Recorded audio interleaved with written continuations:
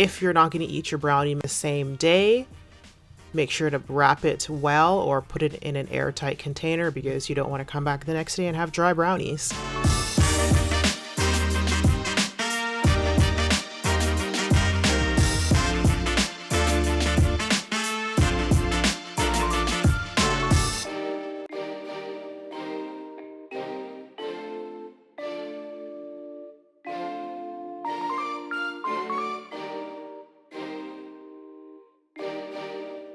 Thanks so much for tuning into today's video. I hope you enjoyed it. Don't forget to subscribe before you leave. If you have any questions or comments, leave them in the comment section. Thanks so much for tuning in, and I will see you in the next one.